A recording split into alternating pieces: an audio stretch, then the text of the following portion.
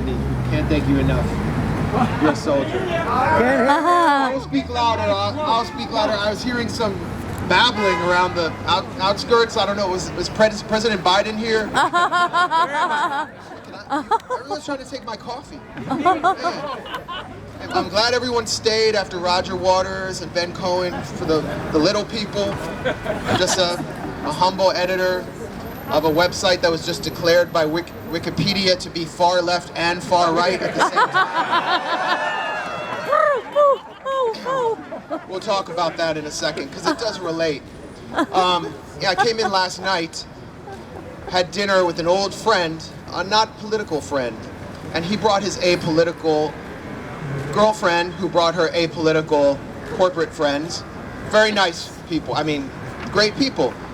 And after 2 hours of talking about themselves, they asked me what I was doing in New York. And I said, I'm speaking at a rally for Julian Assange.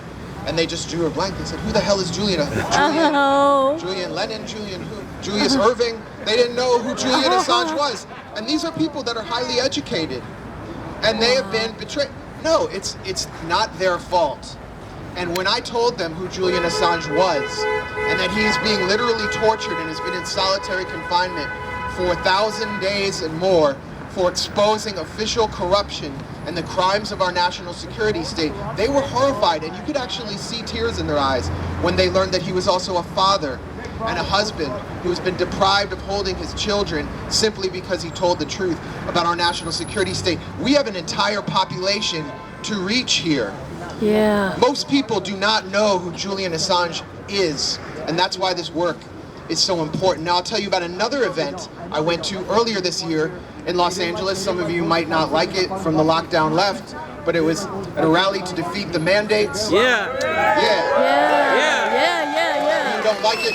It's irrelevant. We all need to get along. We need to get over these divisions from the pandemic. And I'm sorry you got mad at me, but I'm not mad at you. I'm sorry you fell for the psyop. But I was just there. I was just there to explain how I thought that the lockdowns and the health passports were creating a digital dystopia. Hello. And when I said that Julian Assange had warned about this for years, before I even called for his freedom, this right-leaning crowd got on its feet and cheered immediately for the freedom of Julian Assange. Yeah. Woo. And it was an amazing moment.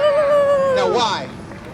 Why? Because they watch stuff like Tucker Carlson, and Tucker Carlson has had Roger Waters on repeatedly to advocate for Julian Assange. It's crazy. We're living in an upside-down world right now, where the Fox News network that was clamoring for the war in Iraq is now presenting space for people to advocate for the freedom of Julian Assange.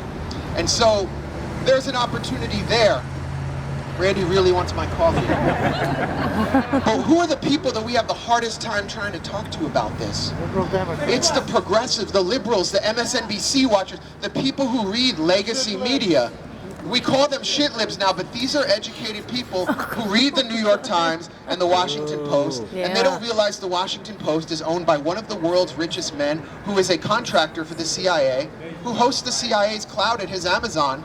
They don't realize that, and they are hostile to Julian Assange.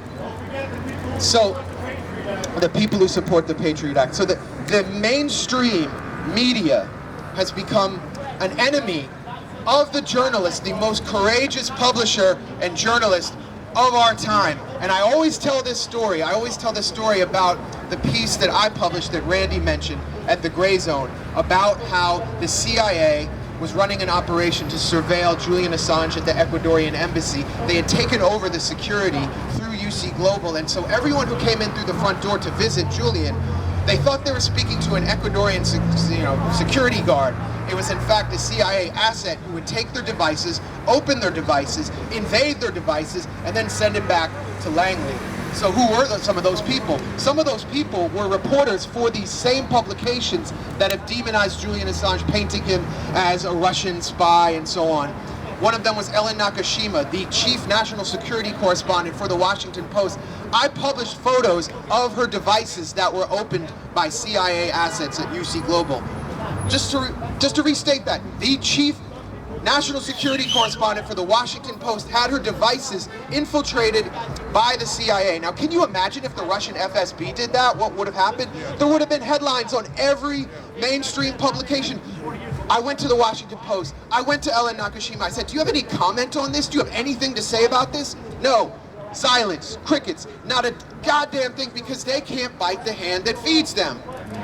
They are coward. No, they're worse than cowards. They are the voice of the national security state that Julian Assange exposed. They are the stenographers for our secret government, and they betrayed Julian Assange. So a letter recently came out. Thank you to the New York Times publisher Arthur Sulzberger for participating in this letter. Several mainstream legacy publications called for the U.S. to drop the Espionage Act charges against Julian Assange. Finally, years later, they finally did this. The New York Times was the only American publication to sign that letter. No LA Times, no Chicago Tribune, no Washington Post, no Wall Street Journal, no Associated Press, no Reuters, because they are the stenographers for the national security state. They are worse than cowards. They are part of the crimes that Julian Assange exposed. That's right. Julian Assange asked, what is the average death count for every Western journalist? And that is a question we need to continue to ask today. Those people know that they will never be on the hook. They will never face punishment, as Julian Assange did, because they will never do what he did. But those of us who do, and we do this at the Gray Zone, if you read anything Kit Clarenberg published recently about the British national security state, British intelligence, we continue to do this. There is a target on our back because of what is happening to Julian Assange. And so we are fighting not only for the right of Julian Assange to hold his children and be with his wife, we're fighting for the right to expose the secret government, the national security state, the Central Intelligence Agency, which has a $90 billion or more black budget, which has infested Facebook, Twitter, and other social media platforms with its former agents. And we see Garland Nixon here as banned from Twitter. I thought Elon Musk was exposing censorship. Yeah, right. National security state contractor Elon Musk. I thought he was exposing censorship. He said only the right is censored. Well, why are anti-imperialists like Garland Nixon censored? Yeah. Why are they suspended? Yeah. Why? Yeah. Woo! Why isn't he leaking the files about that? Why isn't he leaking the files about Russiagate? Why isn't he leaking the files about everyone who criticized the Ukraine proxy war being suspended? Why has Elon Musk not restored the Twitter account of Julian Assange? Can we at least free Julian Assange's Twitter account?